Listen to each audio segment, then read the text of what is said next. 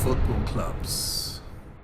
Sunderland play at the Stadium of Light, known for its large crowds. But are the club as successful as their fan base is large? Subscribe now to see how they compare with other big football clubs.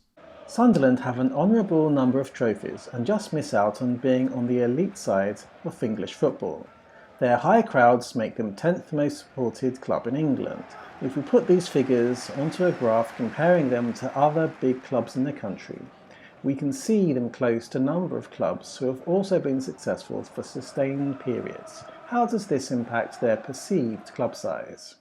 We took the league by storm. Sunderland have won 6 English League titles and 2 FA Cups. As most of their success was early, they have not managed to make an impact on European football.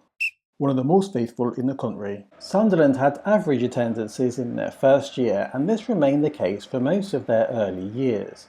They only dipped below the league average when they had a difficult season in 1897 and recovered as they continued as one of the country's top sides. They were just above the average for the next 8 years, but overall we cannot say that Sunderland's fans matched their dominance on the pitch. After the war, Sunderland were not always at the top, but their fans did stick by them throughout the 20s and the 30s. And average crowds dipped just below the average on a couple of occasions. In 1936, they would get their highest averages yet, above 30,000 spectators on home games, when they won the league again. Even though Sunderland would head into the 40s and 50s, not the powerhouse they used to be, they were now getting average attendances significantly above most other clubs on many seasons. This dropped when relegated, but they actually beat the top flight average before they were promoted. And in the mid-60s, fans were attending matches well, even though Sunderland were struggling in the First Division.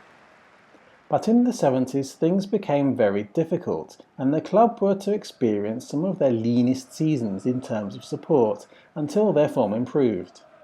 When they were able to stay in the top flight, they were able to get better than average attendances, even though they were not achieving things. But at the end of the 80s, they hit rock bottom, but so did a lot of clubs in England, so they were in fact not far off the average. Change was to come with the construction of the Stadium of Light, and with this Sunderland were able to do better than most top-flight clubs by some distance when they were in the top flight.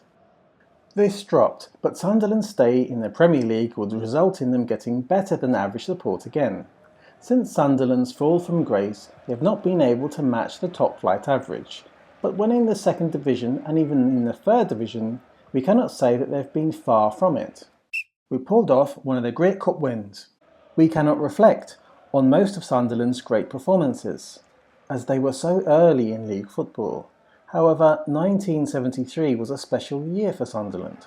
Whilst they were languishing in the second division, they took high-flying Manchester City to a replay and overcame the Citizens well.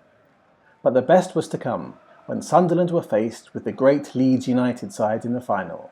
After Ian Porterfield took the lead, Jimmy Montgomery made some astonishing saves, and this gave Sunderland their last major trophy. We've had great players all over the ages. If we were able to get more on the early players Sunderland had, a best ever 11 might look quite different. We have been able to make a selection taking players from over many decades in the 20th century and beyond, with a number of players from that FA Cup win in the 70s. We may be down now, but we'll be back soon. After their election into the Football League, Sunderland were in the First Division. From their second season, they would win 3 out of 4 league titles. Surprisingly, they only just managed to stay in the First Division in 1897, but they were soon finishing around the top of the league for the next few seasons, including their 4th league title in 1902. Sunderland only slipped again for a few seasons before returning to the league's top as one of the better sides until the war. This included their 5th league title in 1913.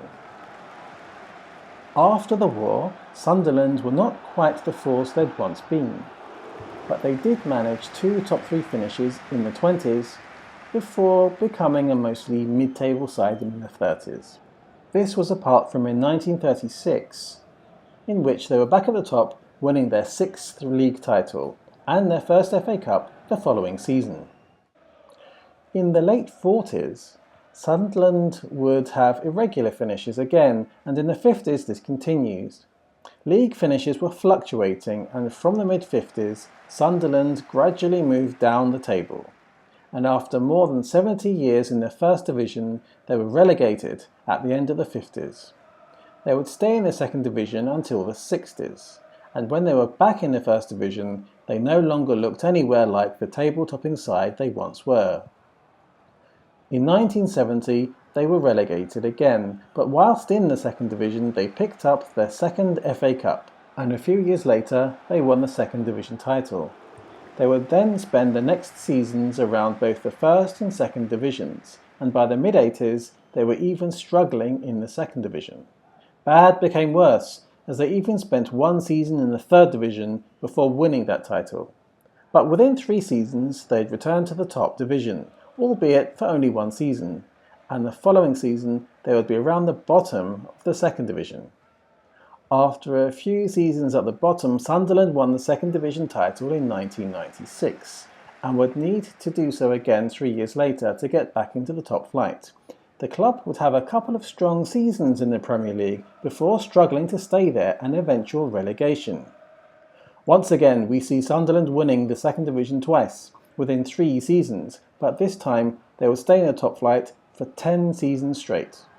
But relegation to the Second Division in 2017 was followed by further relegation to the Third Division, and this time they would remain there for 4 seasons before managing to get back to the Second Division. Sunderland's future is uncertain, but nobody will be surprised if they made it back to the top again. Sunderland have one of the better records in terms of domestic trophies, and the side were dominant at the beginning of the Football League.